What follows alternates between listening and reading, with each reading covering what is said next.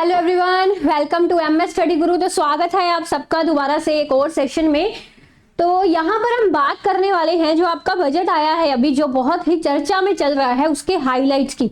तो बहुत सारी बजट पर वीडियोस बनी हुई हैं, आपने बहुत सारी न्यूज़ भी पढ़ी होंगी, इंटरनेट से बहुत सारे न्यूज़पेपर्स में भी इसके बारे में पढ़ा होगा बजट के बारे में। बट हम आज बात करने वाले हैं स्पेसिफिकली यूजीसी नेट इकोनॉमिक्स के एग्जाम में आपको बजट से क्या क्या चीज़ों के बारे में पूछा जा सकता है, या बेसिकली कौन सी चीज़ें हैं जो आपको पता होना चाहिए as you are belong to economics, and you need to now about that particular things before appearing in your exam. ठीक है, उन पर्टिकुलर चीज़ों के बारे में हम बात करने वाले हैं। ठीक है जी, so let's begin the session. अगर आप नए आए हैं तो चैनल को सब्सक्राइब जरूर कर लीजिएगा। पूरी जानकारी लेने के लिए वीडियो को एंड तक देखिएगा। डिस्क्रिप्शन में मेरे टेलीग्राम चैनल का लिंक दिया हुआ है, वहां पर आप मुझे फॉलो कर सकते हैं। मेरी सभी क्लासेस के अपडेट्स आपको वहां पे मिलते हैं। मेरी यूजीसी नेट इकोनॉमिक्स की बेस्ट सेलिंग बुक का लिंक भी डिस्क्रिप्शन में दिया गया है, एंड पूरा कोर्स अवेलेबल है। अगर आप सेट नेट या पीएचडी एंट्रेंस या असिस्टेंट प्रोफेसर के एग्जाम की तैयारी कर रहे हैं अनअकैडमी पर, उसकी प्रोफाइल का लिंक भी डिस्क्रिप्शन में दिया गया है। ठीक है जी, सो लेट्स स्टार्ट। तो इससे पहले वाली एक वीडियो मैंने बनाई थी इकोनॉमिक सर्वे पर, उसमें मैंने आपको क्या क्या बताया था। उसमें मैंने आपको फिस्कल डेफिसिट बताए थे कुछ 3-4 सालों के, इन्फ्लेशन, सीपीआई एंड डब्ल्यूपीआई के बारे में भी हमने बात की थी। इसमें जीडीपी ग्रोथ की बात की थी, सर्विस, एग्रीकल्चर, इंडस्ट्रियल सेक्टर की ग्रोथ की बात की थी। ये सब चीजें हमने इकोनॉमिक सर्वे वाले पुराने सेशंस में कवर की थी, इनको हम इस सेशन में रिपीट नहीं करने वाले। ठीक है, ये कैपिटल एक्सपेंडिचर, ये सारे कंसेप्ट्स मैंने आपको लास्ट सेशन में समझा दिए थे। आप में से जो भी बच्चा ये वाला सेशन देख रहा है, जिसने मेरा पिछला इकोनॉमिक सर्वे वाला सेशन नहीं देखा, तो प्लीज वो भी देख लीजिएगा, तभी आपका कंप्लीट हो पाएगा सारा। ठीक है, तो लेट्स स्टार्ट। अब आपके बजट में यहाँ पर जो है विजन फॉर अमृतकाल की बात हुई है। जैसे एग्जाम में पूछा जा सकता है कि बजट का मेन टारगेट क्या है, इस तरह से, तो अमृतकाल ऐसे यहां से आ सकता है। अब इस अमृतकाल में कौन कौन सी चीजें इंक्लूडेड है भाई, वो देख लो। सो यहाँ पर ना हमारी एक एम्पावर्ड एंड इंक्लूसिव इकोनॉमी की बात की गई है। एज यू नो कि ग्रोथ में सभी को इंक्लूड करने की बात की गई है। जो वल्नरेबल सेक्शंस हैं, एससीज, एसटीज या वुमेन कैंडिडेट्स, हर कोई ग्रोथ में इंक्लूड होना चाहिए। So opportunities for citizen with focus on youth, youth पे फोकस करने की बात की गई है कि यूथ को अपॉर्चुनिटीज जो है यहाँ पर ज्यादा मिलेंगी। जॉब क्रिएशन की ग्रोथ की बात की गई है। हमारे मैक्रो इकोनॉमिक एनवायरनमेंट के स्टेबिलिटी की बात की गई। मैक्रो इकोनॉमिक एनवायरनमेंट में बेसिकली आपकी जो मैक्रो इकोनॉमिक पॉलिसीज होती हैं वो आती हैं, ठीक है, जैसे मॉनिटरी पॉलिसीज वगैरह। इसके बाद ये सात, अब एग्जाम में क्वेश्चन, जैसे लास्ट टाइम ना आपको बजट से क्वेश्चन कौन सा आया तो मैं बता देती हूँ। लास्ट टाइम आपको पीएम गति शक्ति के इंजन्स पूछे गए थे, वो क्वेश्चन आपका बजट से ही बना था।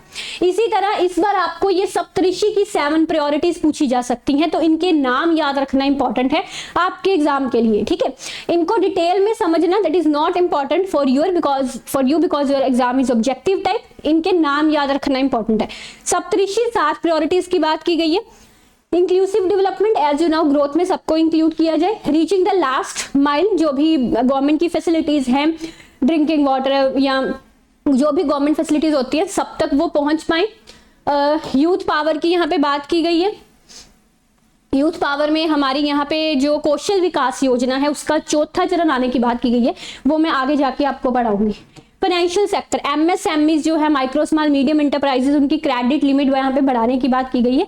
एमएसएमई की डेफिनेशन जरूर करके जाना, जो लेटेस्ट वाली डेफिनेशन आपकी है एमएसएमई की।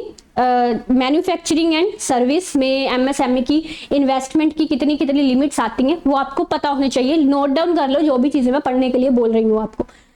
ठीक है, फिर ग्रीन ग्रोथ की यहाँ पे बात आई है। यहाँ पे जो हमारे फॉसिल फ्यूल्स हैं उन पर डिपेंडेंस को कम करने की बात की गई है। ठीक है, ताकि कार्बन एमिशंस कम की जा सके। अनलीशिंग द पोटेंशियल, यहाँ पे इनोवेशन एंड रिसर्च की बात की गई है। इंफ्रास्ट्रक्चर एंड इन्वेस्टमेंट, तो ये आपके 7 प्रायोरिटीज हैं। सप्तऋषि, इनके नाम याद रख लीजिए, दैट इज वेरी इंपॉर्टेंट। ठीक है, अब ये एक बार आप पढ़ ही लोगे ना, तो जब आपको ऑप्शंस आएंगे और ऑप्शंस में पूछा जाएगा कि इनमें से कौन सा 7 प्रायोरिटीज में नहीं आता, तो आपको पता चल जाएगा। ठीक है, एक बार जस्ट पढ़ लो। फिर एक स्लोगन है जी इस बजट का, सबका साथ सबका विकास। बार बार इस बात की बात हुई है यहाँ पे, सबका साथ सबका विकास, इंक्लूसिव डेवलपमेंट। तो एग्जाम में डायरेक्टली पूछा जा सकता है कि बजट में मेन स्लोगन क्या रहा है, ऐसा करके सबका साथ सबका विकास या इंक्लूसिव डेवलपमेंट पर जोर दिया गया है। ठीक है जी। तो ये एग्रीकल्चर एंड कोऑपरेटिव्स की बात की गई। यहाँ पर आपके एग्जाम के लिए कुछ ज़्यादा इंपॉर्टेंट कुछ स्कीम्स वगैरह नहीं है। बेसिकली यहाँ पर डिजिटल इंफ्रास्ट्रक्चर की बात की गई है या एग्रीकल्चर एक्सेलरेटेड फंड को बनाने की बात की गई है। तो मतलब ये आपके एग्जाम के लिए इसमें कुछ खास इंपॉर्टेंट चीज़ें नहीं हैं। तो हम आगे चलते हैं। तो अब यहाँ पे ये है कि क्या क्या चीज़ें सस्ती हुई हैं और क्या क्या चीज़ें कॉस्टलियर हुई हैं, ये थोड़ा सा आप देख लो। जैसे अगर चीप पर जो चीज़ें सस्ती हुई हैं उनमें आपका मोबाइल फोन्स है जी, टीवी है, डायमंड्स है, lab grown diamonds, shrimp feed है, machinery for lithium ion batteries, जो लिथियम आयन बैटरीज होती हैं बेसिकली उनकी मशीनरी यहाँ पे सस्ती, चीपर पहले से सस्ती हुई है। जो ईवी इंडस्ट्री है आपकी सो यहाँ पे raw materials for EV industries जो हैं, रॉ मटेरियल्स तो आप समझते ही होंगे, कच्चा माल जो बेसिक किसी चीज को बनाने में रिसोर्सेज यूज होते हैं। ठीक है। So for EV industry that is electric vehicle industry, EV का मतलब होता है यहाँ पे इलेक्ट्रिकल व्हीकल। और जो चीजें कॉस्टलियर हुई हैं उनमें सिगरेट्स आ जाता है, सिल्वर चांदी कॉस्टलियर हुई है जी।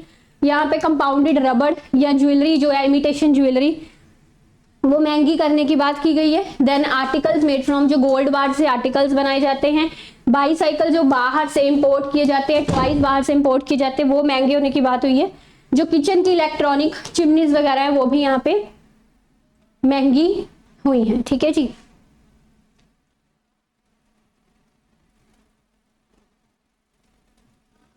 ये सारा कवर हो गया आपका ना, एक मिनट।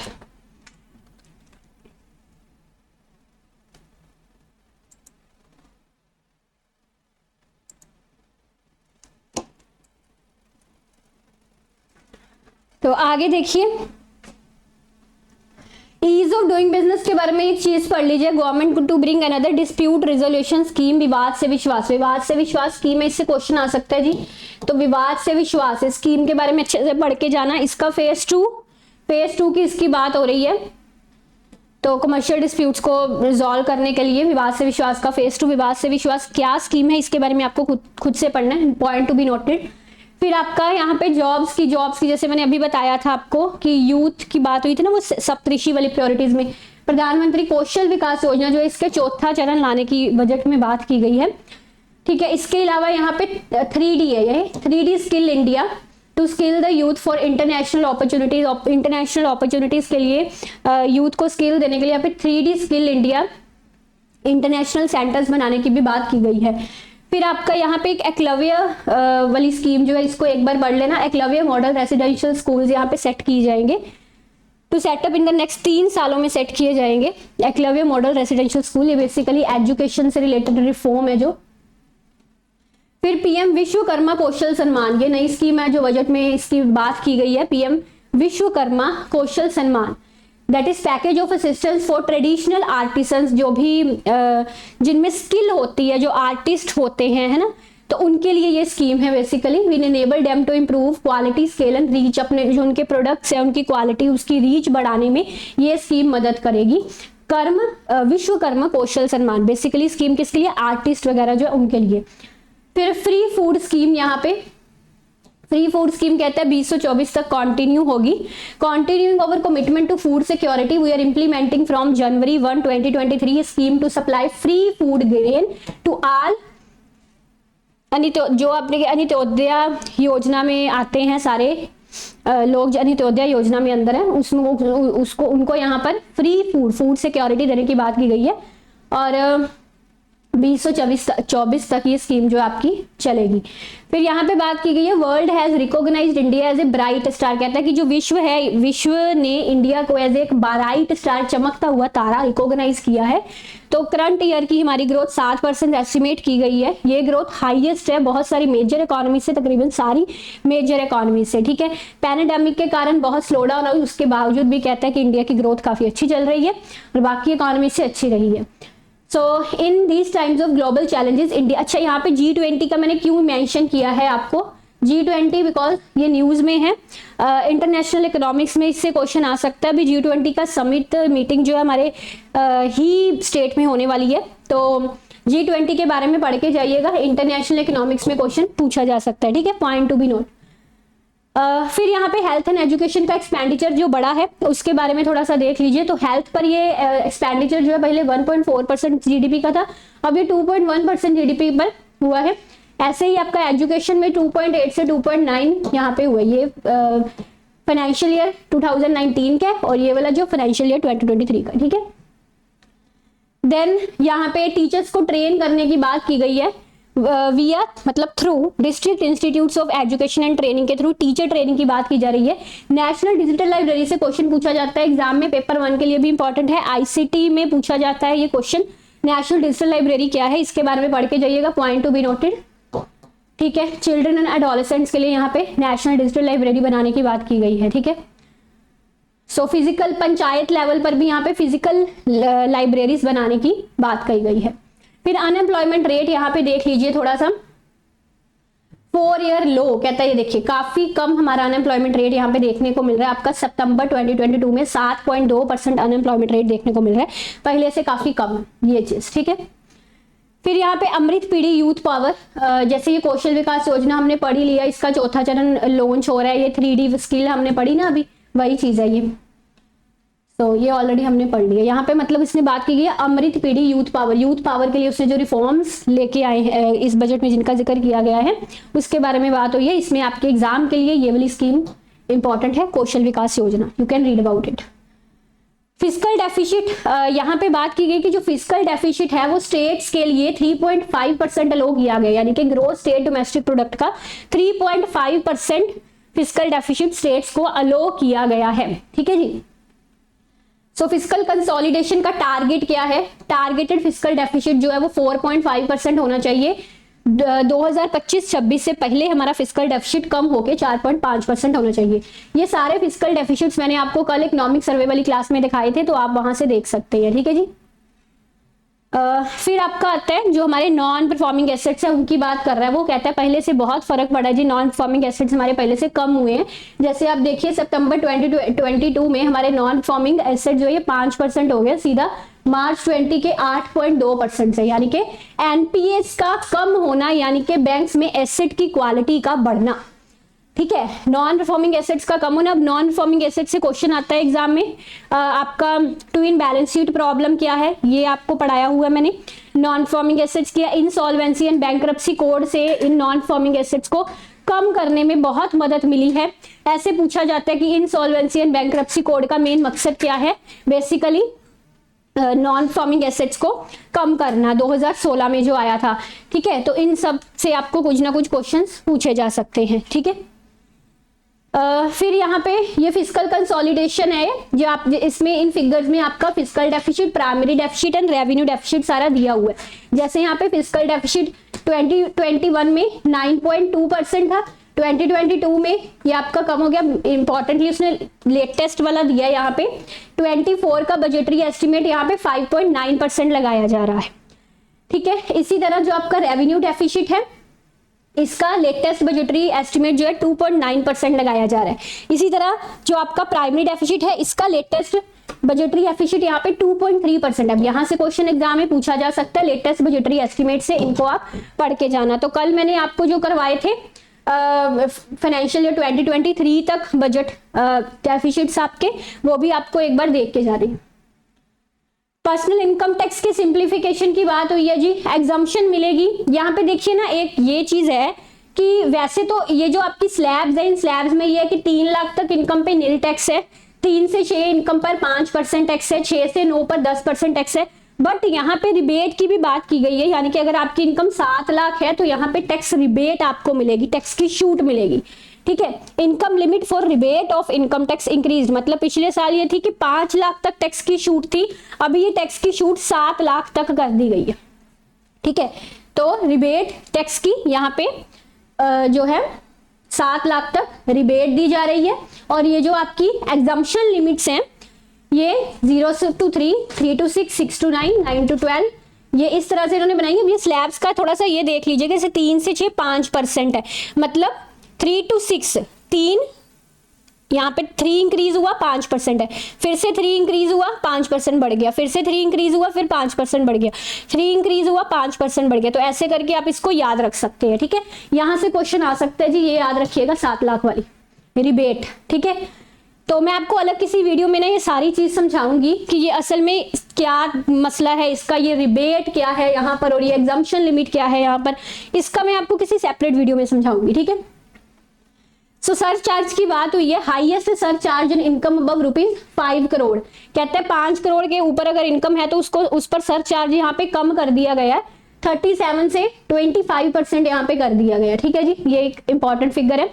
अब that is the most important thing, rupee comes from and rupees goes to, यानी कि गवर्नमेंट के रेवेन्यू सोर्सेज में पहले नंबर पे क्या आता है और गवर्नमेंट के एक्सपेंडिचर सोर्सेज में पहले नंबर पे क्या आता है। जैसे कि पिछले साल गवर्नमेंट के एक्सपेंडिचर में रुपी कम्स फ्रॉम, यानी कि यहाँ पे रेवेन्यू सोर्सेज की बात हो रही है, जैसे कि पिछले साल गवर्नमेंट के रेवेन्यू सोर्सेज में सबसे पहले बोरोइंग आता था, इस साल भी रेवेन्यू सोर्सेज में सबसे पहले बोरोइंग है और गवर्नमेंट के एक्सपेंडिचर सोर्सेज में सबसे पहले यहाँ पे जैसे पिछले साल इंटरेस्ट पेमेंट्स थी, इस बार भी इंटरेस्ट पेमेंट्स ही है। जब गवर्नमेंट लोन लेती है तो बिजली सी बात है कि उसको उन लोन्स को पे करने के लिए इंटरेस्ट भी देना ही है ना। तो अगर रेवेन्यू सोर्स में सबसे पहले बोरोइंग आया है तो यानी कि आपका एक्सपेंडिचर सोर्सेज में सबसे पहले फिर उन लोन्स पर जो इंटरेस्ट पेमेंट्स गवर्नमेंट को देने हैं वही आएगा, ठीक है। अब दूसरे तीसरे रैंक की भी बात कर लेते हैं। पहले रैंक पे यहाँ पे बोरोइंग्स आई हैं जी, दूसरे पर देखिए जीएसटी एंड अदर्स आ रहे हैं, है ना। तीसरे नंबर पे यहाँ पे corporation tax and income tax आ रहा है। तो ये तीन आपको पहले याद रखने हैं। इसी तरह रुपीज गोज टू में पहले नंबर पे जैसे इंटरेस्ट पेमेंट्स है, फिर आपका दूसरे नंबर पे ये आ रही है, एक minute, state share of taxes and duties, states का टैक्सेस एंड ड्यूटीज में शेयर, और तीसरे नंबर पे यहाँ पे सेंट्रल सेक्टर स्कीम जो है 17% इसका, ठीक है जी, फाइन। फिर ये आपकी थोड़ी स्कीम्स है, इनके बारे में जैसे मैंने एकलव्य मॉडल रेसिडेंशियल स्कूल्स के बारे में आपको बताया, अभी इनका जिक्र किया मैंने। फिर इसके अलावा प्रधानमंत्री आवास योजना का भी आपके बजट में जिक्र आया है, तो जिन स्कीम्स का जिक्र आया है ना उन स्कीम्स के बारे में आपको पढ़कर जाना है। ये दो इंपॉर्टेंट है आपके एग्जाम के लिए, इनको आपको देख, क्योंकि ये एजुकेशन सेक्टर में आती हैं और प्रधानमंत्री आवास योजना डेवलपमेंट इकोनॉमिक्स में आपकी आती है। चलो सो इसी के साथ अब मैं एक बार फटाफट से हाइलाइट्स बता देती हूँ ब्रीफ में।